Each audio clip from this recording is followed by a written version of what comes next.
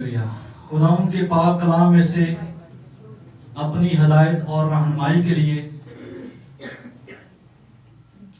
हम देखेंगे नए अहदनामा में से बाइबल मुकद्दस 66 किताबों का मजमूआ और 2 अहदनामों का मजमूआ, पुराना अहदनामा और नया अहदनामा। आज का जो विर्द है, आज का जो हवाला है, वो नए अहदनामा में से हम तलावत करेंगे। मुकाशफा की किताब या यूहन्ना आरिफ का मुकाशफा, उसका 2 बाब और उसकी पहली आयत से लेकर 7वीं आयत के इख्तिताम तक। दोबारा से हवाला सुने। मुकाशफा की किताब या यूहन्ना आरिफ का मुकाशफा, उसका 2 बाब, उसकी 1 ता 7 आयात। और मेरी गुजारिश होगी खुदा के खूबसूरत बंदा भाई आमिर से कि वो सामने आएंगे और इस हवाला को तलावत करेंगे। कलाम की ताज़ीम में बराए मेहरबानी संजीदगी इख्तियार करें, क्योंकि ये वक्त जो है संजीदगी का वक्त है। खुदा के ज़िंदगी कलाम में यूं मरकूम है, इफसस की कलीसिया के फरिश्ता को ये लिख के जो अपने दाहिने हाथ में सितारे लिए हुए है और सोने के 7 चिरागदानों में फिरता है, वो ये फरमाता है कि मैं तेरे काम और तेरी मुशक्क़त और तेरा सब्र तो जानता हूँ, और ये भी कि तू बदों को नहीं देख सकता, और जो अपने आप को रसूल कहते हैं और हैं नहीं,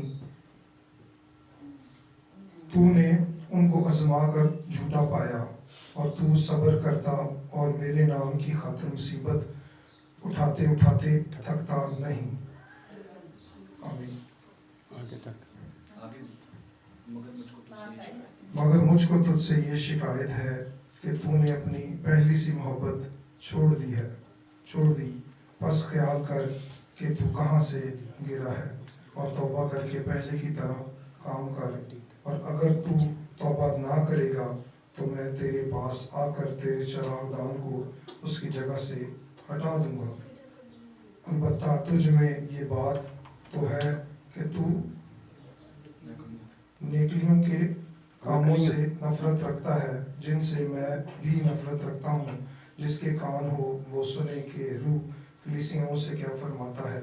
जो गालिब आए मैं उसे ज़िंदगी के दरख्त में से जो खुदा उनके फिरदौस में है फल खाने को दूंगा। रब के कलाम के प्रयोग सुनिए। खुदा का शुक्र। खुदा का शुक्र। तशरीफ रखें।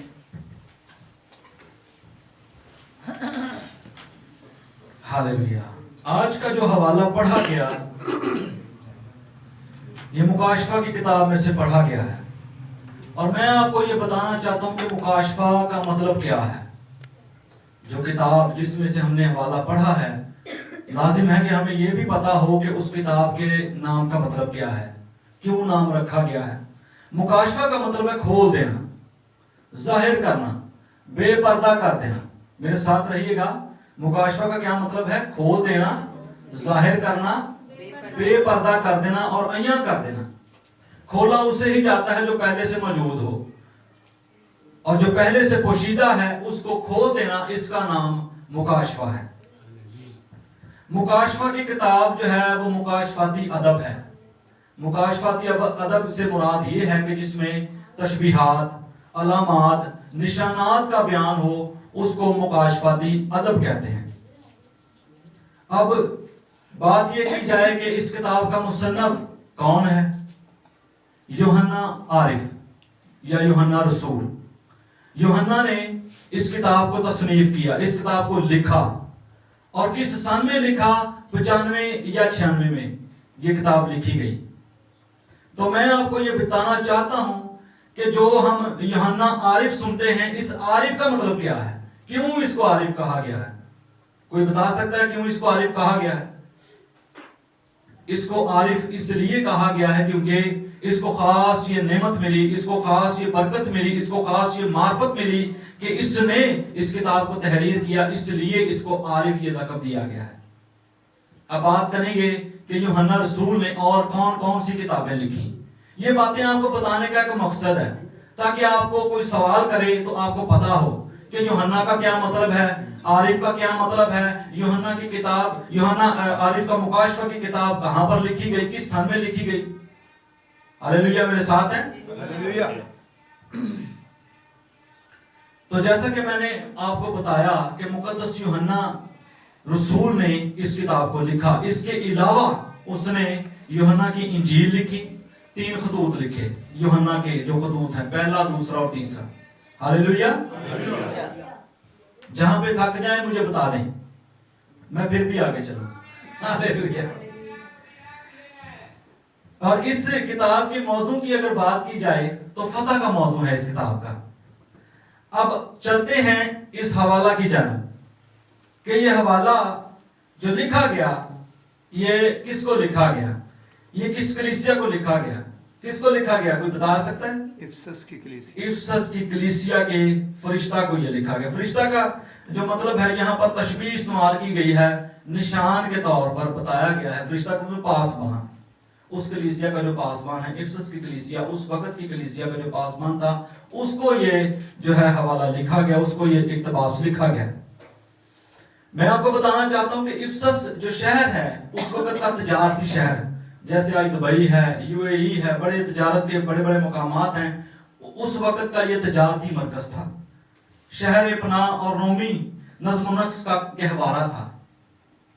इस शहर में रोमी गवर्नर सबसे पहले समुद्री सफर करके आता था। चूंकि इस शहर में वो लैंड करता था, इसलिए इसकी बड़ी वैल्यू थी।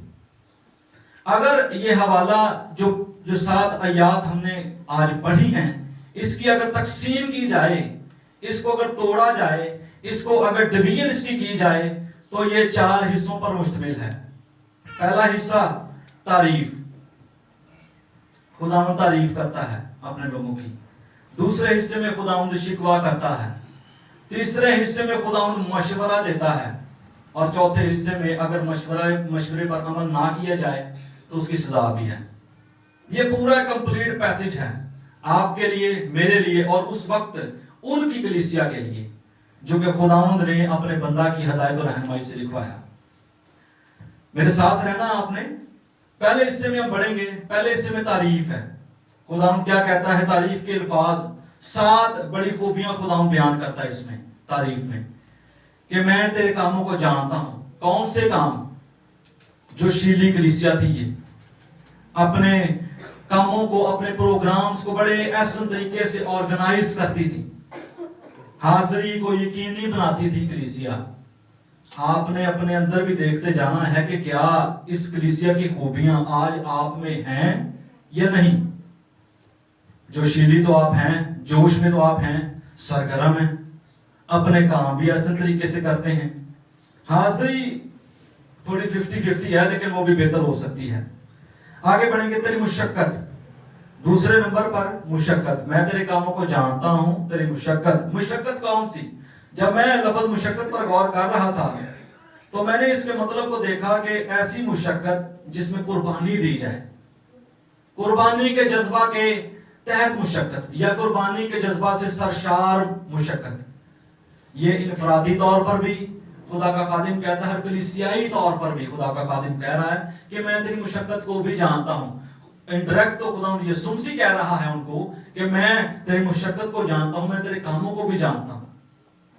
और आज जो है ये जरूरी है कि खुदावंद यीशु मसीह हमारी मुशक्कत को भी जाने, अगर है तो। इसके लिए हवाला पढ़ेंगे दूसरा सैमुएल, उसका 24वां बाब और उसकी 24वीं आयत। जो कोई भी हवाला निकाल ले बा आवाज बुलंद पढ़ने में पूरी कलीसिया की रहनुमाई करे। दूसरा सैमुएल, उसका 24वां बाब और उसकी 24वीं आयत। कुर्बानी के जज्बा से सरशार मुशक्कत के हवाले से यह हवाला है जी।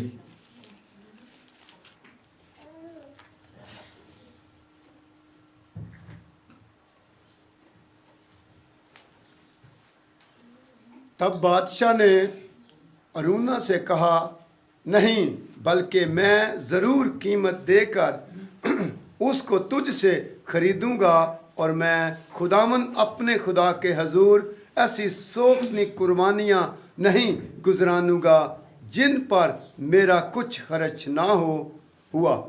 सो दाऊद ने वो खलियान, वो बैल चांदी की 50 मशकाल देकर खरीदे। आमीन। इस हवाले में जैसे कि हमने सुना, पास्टर साहब ने बड़ी ऐसे तरीके से बड़े बखूबी जो है इस हवाला की तलावत की कि दाऊद कहता है कि मैं ऐसी कुर्बानी खुदा के हुजूर नहीं गुजरानूंगा जिस पर मेरा कुछ खर्च ही ना हो।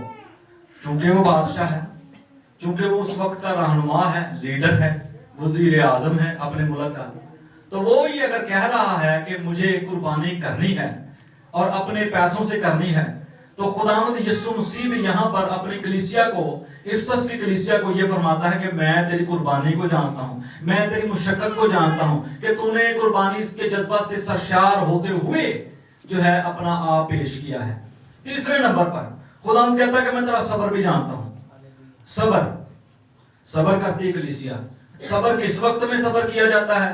जब दुआओं का जवाब लेट हो, जब दुख हो, जब परेशानी हो, जब हालात नासाज हों, आपके मुताबिक हालात ना हो लेकिन फिर भी आप सब्र कर रहे हैं, तो इस वक्त भी खुदावंद का पाक रूहुल कुद्स, खुदावंद यीशु मसीह यहाँ पर ये फरमाते हैं कि मैं तेरा सब्र भी जानता हूँ। और सब्र के लिए जो यूनानी में लफ्ज़ है उसका मतलब है जिस्मानी अजियत, हौसला शिकनी कर देना। लोग आज भी मसीहियों की हौसला शिकनी करते हैं बाज औकात, लेकिन ये हर दफा में ये बात पूरी नहीं है। लेकिन बाज औकात कई जगह ऐसी हैं जहां पर हौसला शिकनी हो जाती है। लेकिन खुदावंद का कलाम हमें ये कहता है कि मैं तेरे सब्र को जानता हूं, मैंने देखा है तेरे सब्र को कि तू मुसीबतों में भी डटा रहता है, तू मुसीबतों में भी खड़ा रहता है, तू अपने मिशन से हटता नहीं, तू ईमान को जाने नहीं देता, तू साबित कदम रहता है और सब्र के दामन को थामे रहता है। और इसके बरक्स खुदावंद कहता है कि तू शुक्रगुजारी करता है। ये बड़ी एक पॉइंट है, टर्निंग पॉइंट है कि सब्र में नाशुक्री, बेसब्री और सब्र में शुक्रगुजारी। बात को फॉलो कर रहे हैं? ना सबरा बंदा बेशुक्र होगा और सब्र वाला बंदा शुक्रगुजार होगा। इसलिए हमें शुक्रगुजार रहने की जरूरत है। हालेलुया। चौथी बात कि तू बदों को देख नहीं सकता। ये नहीं कि वो दुनिया से अलग हो गई थी कलीसिया, कि कोई जो बदकार शख्स है, कोई गुनाहगार शख्स है, उसको वो देखते ही नहीं थे। ये ऐसा नहीं है। वो ये कहने का उसका मकसद है कि वो अगर उसके पीछे नहीं जाते, बदी करने वाले शख्स के पीछे नहीं जाते, बदी करने वाले शख्स के साथ नहीं जाते, बदी करने वाले शख्स के साथ बैठते नहीं। अगर उसके साथ बैठेंगे तो बदी में शरीक भी होंगे। हालेलुया। वो समझौता नहीं करते थे बदी पर। अगर आज हम समझौता करते हैं बदी पर, तो हमें सोचने की जरूरत है, इस बात को देखने की जरूरत है कि आया हम आज इस कलाम के उलट तो नहीं चल रहे। कलाम सीधा कहता है, हम ऐसे जिगजैग तो नहीं चल रहे।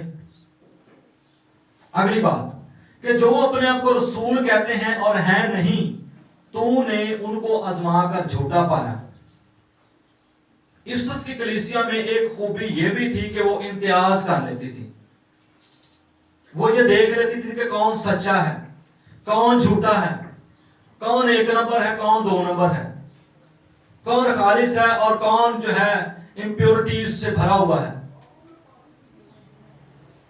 और देखने के लिए मैं आपको ये बताना चाहूंगा, बल्कि आप मुझे बताएं, आप मेरी रहनुमाई करें कि अगर कलीसिया ने किसी खादम को चेक करना हो, देखना हो, तो कौन सी बुनियाद है कि जिस पर वो चेक करेंगे?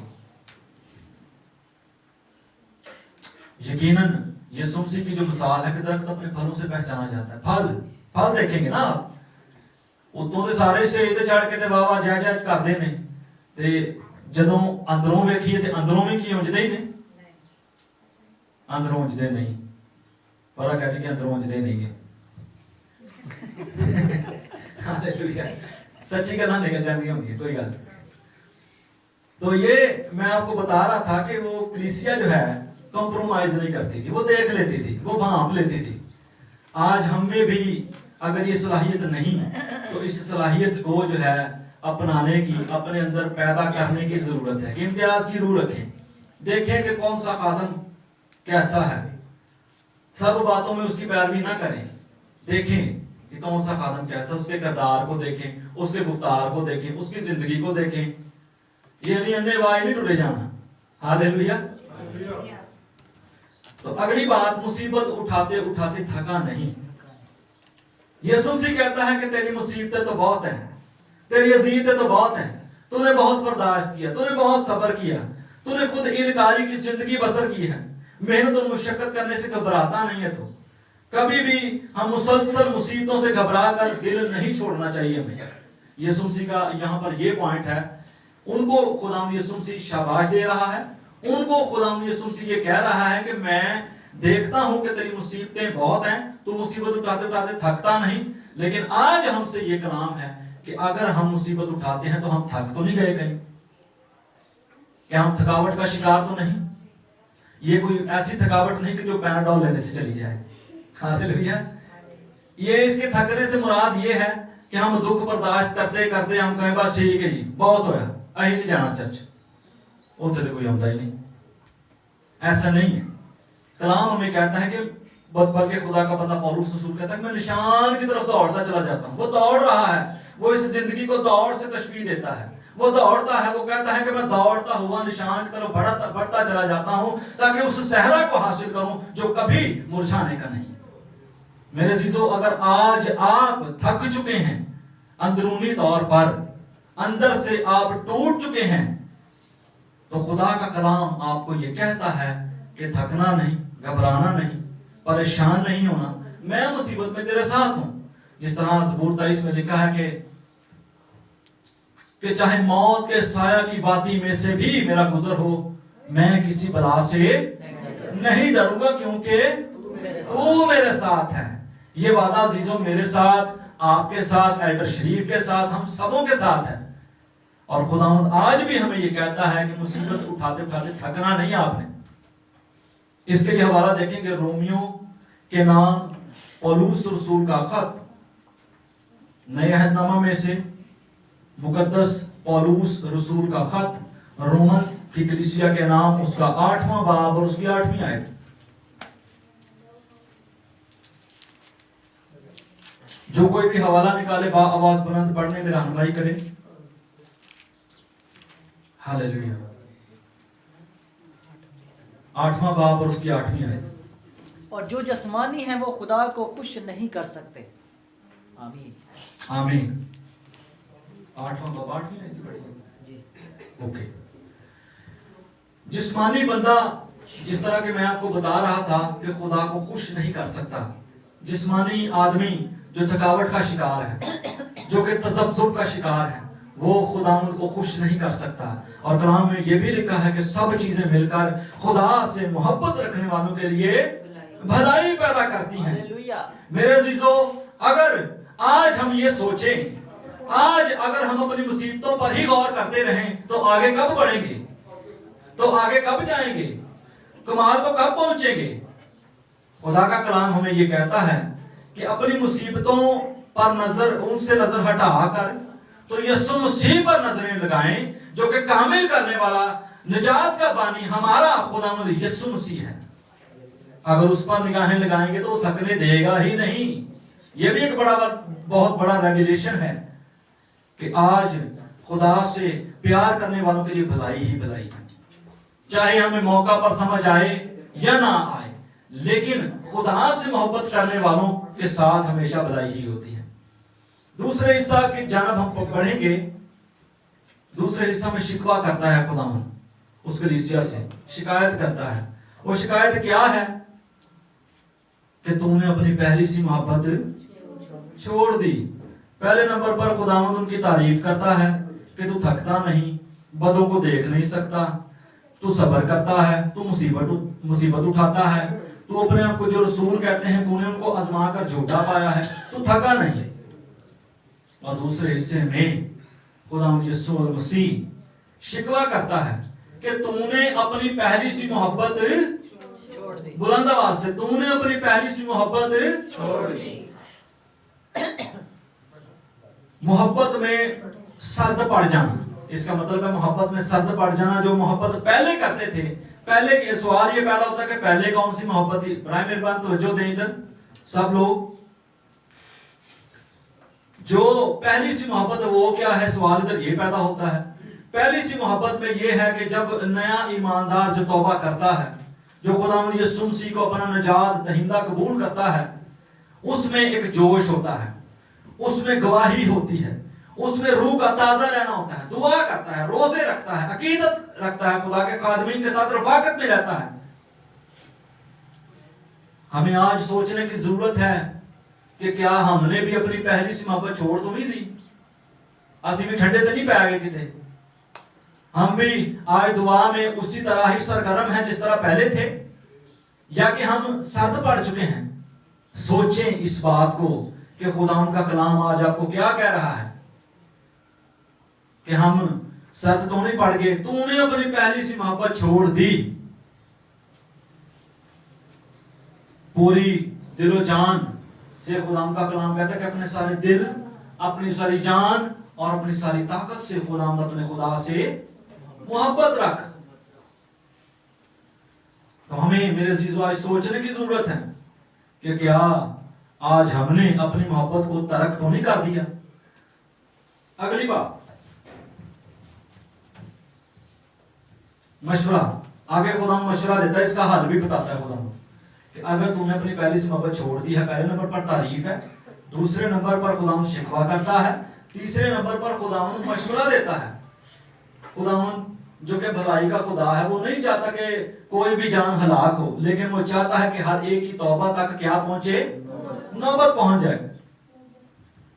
पस ख्याल कर कि तू कहां से गया है, पस ख्याल कर। जब मैं इंग्लिश में इसको पढ़ रहा था तो वहां पर लिखा था हाई स्टेट, जो पहले वो लेवल था आपका, जो पहले दुआ का लेवल था, जो पहले रोजा रखने का लेवल था, जो पहले इबादतों में आने का लेवल था, क्या उस हायर स्टेट से, क्या उस लेवल से आप घिर तो नहीं गए?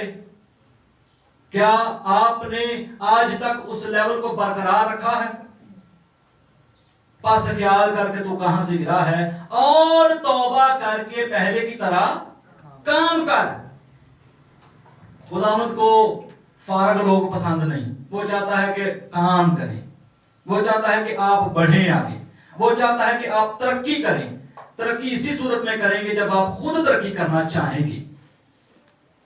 खुदावंद का पाक रूह तो मौजूद है, खुदावंद का रूह कुछ तो मौजूद है, लेकिन क्या आप विलिंग हैं? क्या आप आज खुदा के पाक रूह कुछ को काम करने देने की जो है जिसारत करते हैं? तौबा करके पहले की तरह काम कर,